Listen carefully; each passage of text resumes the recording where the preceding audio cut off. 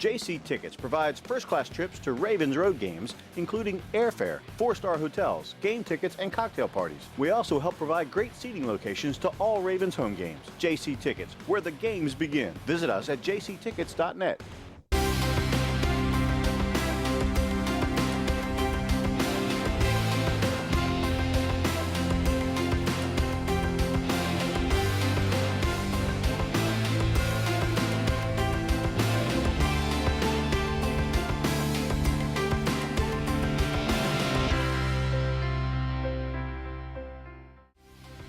Ravens Wrap is sponsored by Bud Light, jctickets.net, Geico Insurance, Dunaway Furniture, Ocean City Golf Club, RussellStreetReport.com, Comfort Inn Gold Coast, Holiday Inn Express, the original Green Turtle, hosted by the Blue Ox Bar and Grill.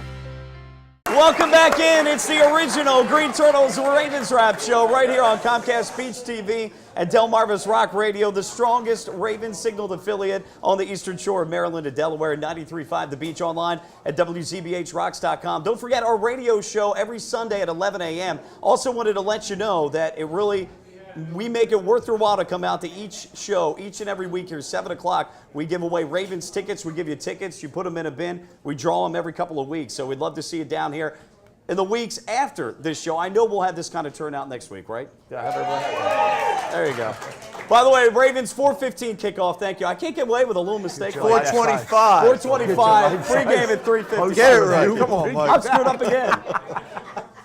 Special guest, of course, Ravens owner Steve Bisciotti joining us. And Tony, I want to pick up from where you left off on the offensive line. I know you had a great question for Steve. Well, yeah, the question was more along the lines of they played so well towards downstretch last year, went 4-0 in the playoffs. Things seem to be clicking on all cylinders with the offensive line. KO looked like a guy who could possibly be a Pro Bowl guard this year. Now, the scheme changes, one player changes, and there's a new coach involved. Sometimes I think a new coach wants to put his fingerprints on an offense, and it looks like things have changed. From your perspective, what are you seeing? I mean, I don't see our failures being because of a zone blocking scheme. I really don't. I mean, to me, I think we're having some trouble communicating, and I saw Jamal Lewis on somebody's website. Oh, it was yours. What'd he say now? Just talking about that when it gets to a point, really doesn't matter what the scheme, it gets to a point where when a hole closes and you lose confidence, then you start to stutter in the backfield. And Jamal made the point that it's still the running back's obligation to run through the hole that was designated on the play. And even if you get stopped in the backfield 3 times, you've still got to hit that hole, because what happens is, conversely, you start stutter stepping, waiting to see if the hole comes, and then even if it's there, it's not there long enough for you to get there. And Jamal said you cannot give up, as a running back, you cannot give up the mentality that the hole will be there, because if the hole is there for a split second, you've got to attack that hole, and even if the hole's not there. And Jamal admitted that there were times when he lost confidence in his offensive line and he started looking for another hole. And he said that's the kiss of death as a running back. So he tried to put it back to the running backs and say, you have to focus on the game plan and do what you do well, what you can do well, and that's hit that hole, because that might be a crack in the NFL. What was a hole in college is a crack, and you've got to hit it because it's only open for a split second. So it's more than just schematic. Maybe it's the sequence of the play calling. Maybe it's a lot of different things. I think it's a confidence thing. You know, I really do. I think it's a confidence thing. When you have a bad running game, then you are part of a bad running game. And so, we get attacked for throwing the ball 31 straight times when our running game isn't going. We get attacked for running on first down when we don't pick up yards. And as a football player, you know that you have to run, you have to call what you think works, and you have to run what is called, and you have to believe in what is called. And there's so many layers to that it's not like, oh, Joe's throwing at 50% completion percentage, so he's got to get better. If that's easy to peg one guy, it's not easy to peg a whole lot. No, you can't. And Steve, the essence of football is there's always going to be 7 or 8 guys involved in that play being successful. It's not like basketball or even baseball where it's hit to the third baseman, he's got to throw it to first. I mean, to run the football well, you're going to need 7 or 8 guys, whether you're running right or left. Now, some of the wide receivers and the quarterback, they're not involved, but everybody else is. And what happens, and I've been there, what happens when players start losing the confidence of your players next to you, you cheat. You start thinking that I have to do something a little bit more before I do my job. And this game is about alignment, assignment, you hear me talk about, and do your job first. And once you do that, the coaches will go play football. And that's in any successful business. Do your job well, and excel in doing a little bit more. And you talk about it in defense because you were a defensive guy. They all talk about gap control. Absolutely. And when one guy misses, there was one play where Bynes missed his gap. And did you see the hole? Remember the hole opened right up? It was a lacy. I was just like, wait a minute. We used to call it walk the dog. And you're just sitting there with the leash, and the little doggy's just going through the hole, and there's no one there. And this is wonderful. Just walk the dog, and and that was a big play. And big Bynes missed his. So if one guy messes up, and if 10 guys mess up once a game, it can ruin your game plan. So there's not like one culprit. It's not something that you can change. So you talked about whether it's power or zone technique. blocking. It goes much deeper than that. And I'm glad I'm not the owner of the Giants right now because I'd have to be explaining to you how I'm 0-6. It's like all I know is that we're still in the hunt and the weather's still nice in Ocean City, and I'm going to be golfing tomorrow with my buddies. there you go. And is it better to lose?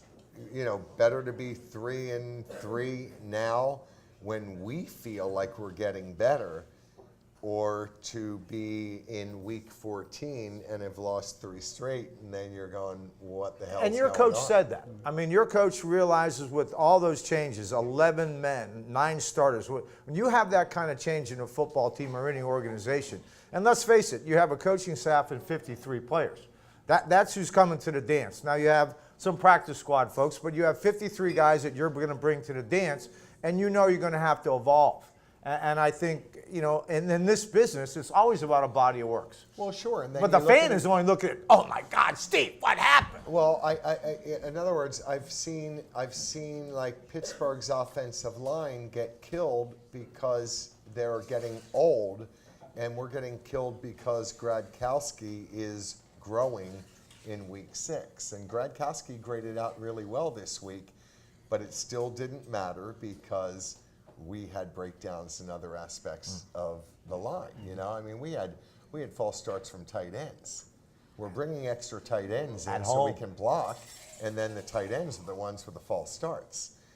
And so, Gradkowski, it's like I can bail on him and go get a veteran, but then that veteran is on the decline, and we think that Gradkowski is on the ascent. So what do? Do you just bail on him and say he's not good enough, or do you rely on the coaches that have watched him for a year and a half that said he's getting it, he's getting better, he's making the right calls? And then there's a certain point where I think there's a little bit of a transition where you have to, and I talked to John about this yesterday. John said it's very hard transitioning from a 14-year center and a 5th-year quarterback to a 6th-year quarterback and a 2nd-year center. So he said there's certain things that we're expecting Gradkowski to make certain calls when his head is 2 feet off the ground and Joe's is 7 feet off the ground. So it's time to say, it's time to say that Joe, it's not about taking control of the offense. It's about Joe being able to not rely on Gradkowski to make certain calls that Burke used to make and Joe used to rely on. It's like Donovan McNabb was not the brightest quarterback in the world, and he had good centers, and Castillo always relied on the center to make those last-second checks. So he comes in here, and he's trying Gradkowski to make those last-second checks. And what we're saying to Castillo is, we're not in the same position now. We've got a veteran quarterback and a young center, so we need to maybe flip this. But it's, again, it's so, the margin is so slim that it's 60-40 going to 40-60. It's not don't trust him, it's that at a certain point when you get down to 10 seconds under, Help him out. Joe's got to be able to say, you know what, I don't even like the mic. I don't even trust the mic. Right. He called out the mic, I'm calling out the mic, and now I'm patting my butt and saying, I don't even like the mic I called. But right now, Joe's not doing that, and now I think that's what you're going to see this week. That's what And just listen to what Steve said. This is in defensive terminology. The Mike is the middle linebacker. On a 3-4, he's still the middle linebacker. And offenses read the middle linebacker and the strong safety. Everybody else could be dancing around. They could be flitting around for whatever reason, doing whatever they like. But that quarterback and that center has to find or designate Mike, and then the quarterback has to read the middle linebacker and the strong safety, and then the defense will evolve to him. And that's why Peyton Manning hated Ed Reed, or why he was so terrified about Ed Reed, because Ed Reed never was where he was supposed to be. And Peyton's a guy that goes, you're supposed to be there, darn it, and I threw it somewhere else, and where are you? You're over there, you know. Well, and the mic, you know, you always hear the quarterback Don't you see it all the time? 56 the mic, Mike. 56 the mic. Well, And that's keep why. in mind, they've got 4 designated rushers, and we've got 5 linemen. So the mic basically is who is the 5th guy that they think is going to rush. Correct. So you're only saying what the tendency is to the offense so that they can switch protections and slide off of one or the other. And we're having communication problems, and our goal is to, that's why I don't come here in December. So if this all screws up, then I'll be in Florida, and I'll just be... We'll find you. We'll find you, You'll Mr. find me. Bashani. You'll track me down. Maybe we can Skype I you think at that least. we should do this in Florida one time, don't you? I'm all for that. On that note, we'll break. More of the Ravens Wrap Show to come on Comcast Beach TV and 93.5 The Beach. We're back next. Keep it here.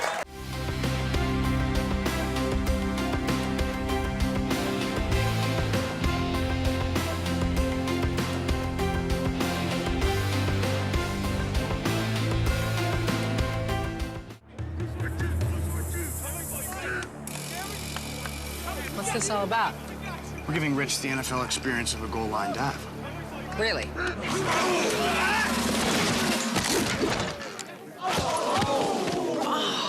There's an easier way to get an ultimate NFL fan experience. Just snap the tag wherever Bud Light is sold and you could win. Bud Light in the NFL. Here we go. Can I make it? On the internet, yes. Into the end zone, no.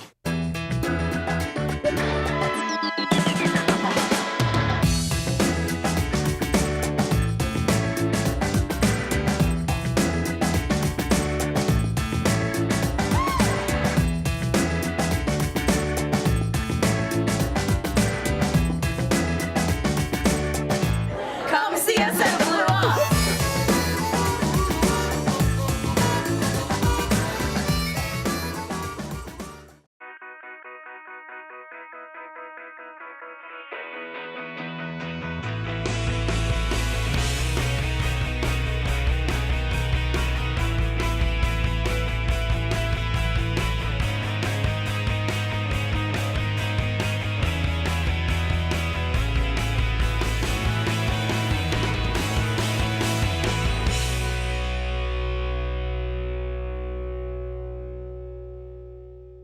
JC Tickets provides first-class trips to Ravens road games, including airfare, 4-star hotels, game tickets, and cocktail parties. We also help provide great seating locations to all Ravens home games. JC Tickets, where the games begin. Visit us at jctickets.net.